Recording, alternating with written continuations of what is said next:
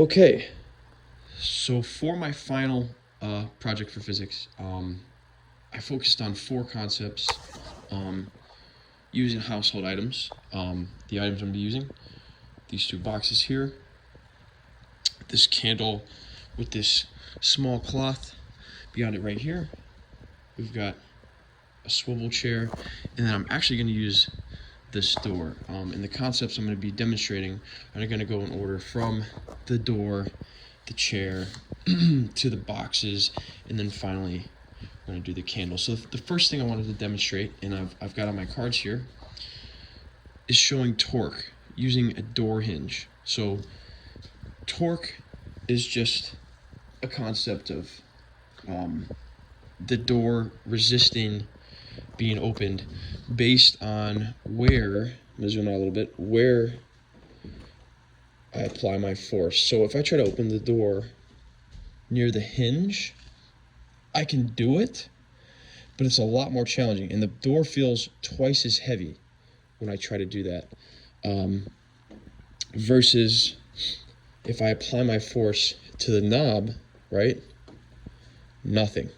And this is just a simple concept of torque, because again, torque requires specific force application in certain spots. And in this case, the door is a lot heavy because you lose a lot of the leverage trying to push at the hinge. Not impossible, but however, just a cool little concept you can do based in your house. Let me set up this phone real quick on the chair. Let me see. So for the next concept, I'm demonstrating rotation, but specifically a decrease in angular momentum, right, will increase the speed of my rotation. So if I start and I rotate the chair with my arms out, it's not quite as fast, and as you can see, it slows down pretty quick. But if I rotate in the chair, per se, with my arms out a little bit and go, or sorry, with my arms inwards, I can feel, just by pulling my body inwards, that I spin significantly faster because I've killed my angular momentum there. And also, I don't feel as much like I'm being pulled to fly out of the chair with this concept. So that's the first 2. The next one I had here, it's just a little simpler. I got these 2 boxes. The first one being this one, which weighs in at about 3.5 pounds, and then this 1,000-piece puzzle, which is weighed at about 1 pound. So there's a significant increase in the mass of this box versus this one being, 3 times lighter.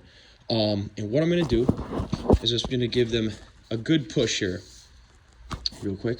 So first box, we're going to do the heavy one. As you can see, barely moved. Second one, same amount of force.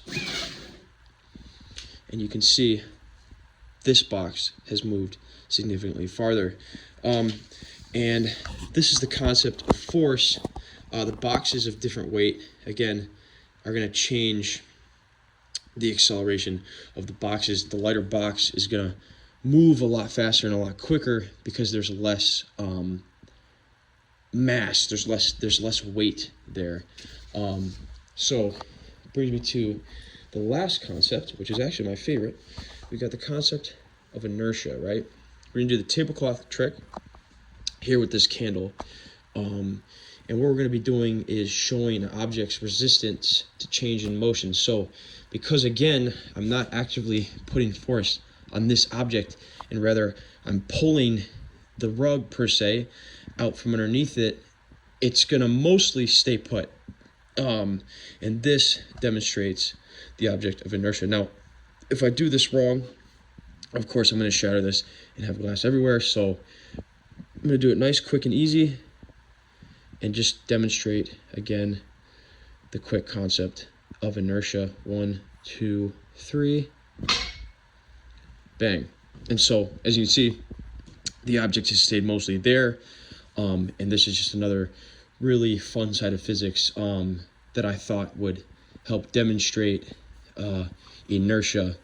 And as you can see, the candle's not broken and the cloth is here. So that's my physics project. I just wanted to go over those 4 concepts just with things I had in my day-to-day house. You know, I could have gone a little crazy and really try to do the tablecloth trick on all this stuff. However, in the process of moving, so definitely didn't want to break everything. But thank you for watching, and yeah, have a great rest of your day.